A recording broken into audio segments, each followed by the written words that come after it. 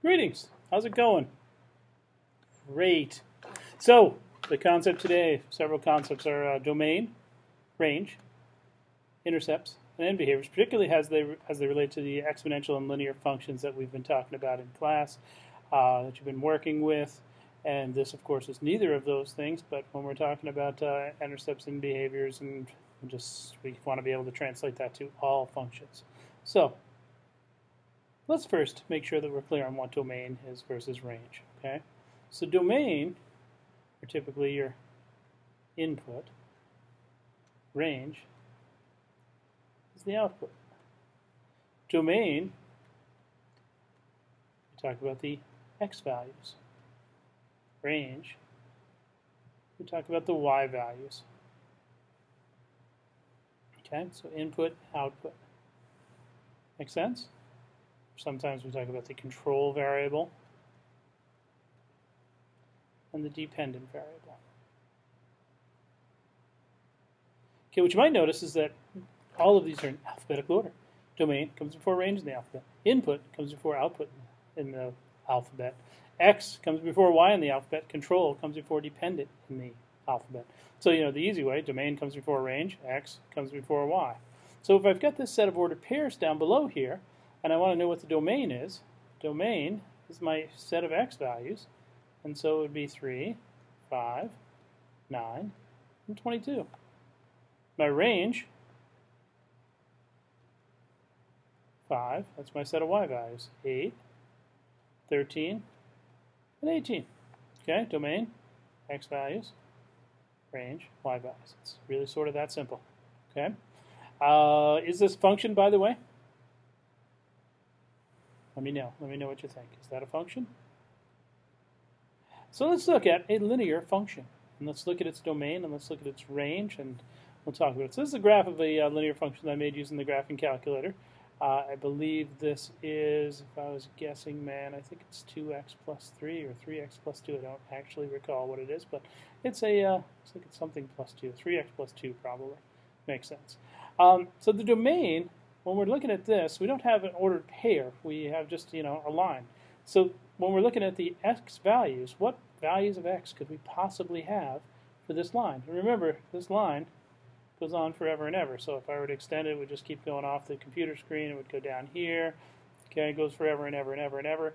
And so its domain is all real numbers. So any value that I want, I can put in here. And I'm going to put in, I think this is y equals 3x plus 2. I could have it later in the slides, but y equals 3x plus 2. So any x value that I put in here, I can take any number, I can multiply it by 3, and I can add 2 to it, and I can get myself an answer for y. Okay, my range are all real values, all real numbers. I don't know why I said values, but all real numbers. Let's erase that. Say numbers. Okay? All real numbers. So there's that. The intercept, well, my y-intercept appears to be 2. Y-intercept is 2 for this graph. My x-intercept is probably some other number. My x-intercept is, let's see, I could solve this. Let's do a little solve-a-roo here. My x-intercept happens when y is equal to 0, so 0 equals 3x plus 2. Subtract 2, so negative 2/3. If I was a guessing man, that's what I would say. So the intercepts, that's where the, technically it's the value of y when x equals 0 and the value of x when y equals 0, but largely for a graph. Where's across the axis? Where's across the x-axis? Where's across the y-axis? And then end behavior. What happens to this thing as x gets really, really big? As x gets really, really big, this thing keeps growing. Okay, so as x heads towards infinity, gets really, really, really, really, really big. Okay, y also heads to infinity.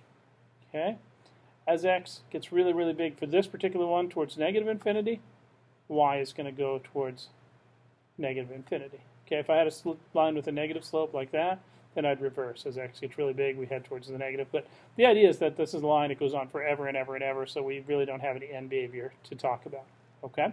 Some lines, some we do.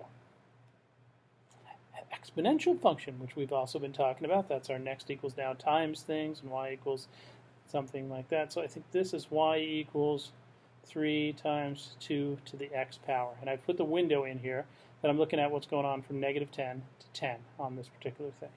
So as I look at this, my domain, the possible x values, I can take pretty much any number and I can put it in here and I can do 2 to that power. Even negative numbers, that's okay. So my domain is all real numbers. My range, however, if you notice, this thing is always above the x-axis. Okay, it doesn't go down into this negative part down here. I can get no negative y values. So for my range, my y values have to be greater than or equal to, actually just greater than. I lied. Okay, it's just greater than 0. We never actually get to 0. We get so close that we'd almost say that we were at 0, but it's not actually 0. It's just y is greater than 0. Okay, where's my intercept? Well, I don't have an x-intercept because I never actually get to the axis. I do have a y-intercept. And what's my y-intercept? Well, my y-intercept, it looks to be, in this case, it looks to be at about 1. Okay, so it should be, I think, a little higher. This might not be 3 times 2 to the x then, unless I'm counting by something, but it's where it crosses the y-axis. So it looks like on the scale here, since we're going from -10 to 10, my y-intercept equals 1. Okay. With the exponential functions, they always pass through 1, or they'll pass through some multiple of 1 there. They won't tend to be negative. Now my end behavior, I can't really see end behavior because I'm only going from -10 to 10. Okay, so I've got the next picture. It talks about the end behavior. I went to like really big. Actually, not really that big. I went 50. I went 50 out and up to 10,000. So by the time we get to like 10, that's what 10. That's right there is 10, 20. That's 50. When we get to 10, this thing is well over 10,000.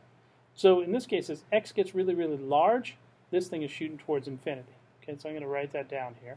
Okay, so as x goes towards infinity, y also goes to infinity. As x gets really big this way, y is going to get really big that way. Now, on the other hand, as x gets closer and closer to negative infinity, gets really negative this way, y is going to be heading to 0. Okay, that's what we're talking about end behavior. We're talking about big picture, what's going on way out on the ends, out beyond where we can see. That's end behavior. Okay, so there's that picture in the window. So as we look at the two of these together, 3x plus 2 and 3 times 2 to the x power. So that must have been a different function I had there. But anyway, 3x plus 2 and 3 times 2 to the x. I put them on the same graph, and you can see that now this one always stays positive, but the red function, the exponential function, grows far more quickly. Okay, and you can kind of see it here, but if I get to this table that I've got down here, by the time my linear function's at 32, my exponential function's at 3,000. So it grows a whole lot faster than the linear function. Because remember, we just keep adding 3. Here we keep doubling. And so it's going to behave it's going to grow far quicker. You can see that in the tables. You can see that on the graph, and the equation should give you a hint that it's an exponential equation. And oh, here's a little problem for you. It's really hard to see. I wish I could make it bigger, but we'll see what we can do here. If I can zoom in on it. I don't think so. So I've got two functions. This one of them is c times 3 to the x power. The other one is d times 2 to the x power. And the question that we're looking at is which one's bigger, c or d? Okay, which one's bigger? Well, can we figure out which one is 3 to the x versus which one's 2 to the x? Which one's going to be growing faster? Is it going to be faster if I triple things or if I double things? Well, yeah, when I triple things, it's going to be bigger. So this is c times 3 to the x, and this other one is d times 2 to the x. So that's, the 3 and the 2 give us the indication of which one's growing faster, but the c and the d, they talk about my y-intercept. Okay, my y-intercept on this d times 2 to the x is up higher than the intercept on that one. So d is bigger than c based on that. Okay, that's the sort of question that you might see on a test that you're going to take when you're a junior. Just being able to make comparisons based on the equations. This tells me my intercept. Okay, so that's about the end of our story, I think, for today. So linear versus exponential models, we want to look at their end behavior, we want to look at their domain and range. Domain comes before range in the alphabet. X comes before Y. That's the way to remember it. That's probably the key thing that we can get out of this at this point. And that's it. Thanks for watching. If you learned something, talk to you soon. Bye-bye.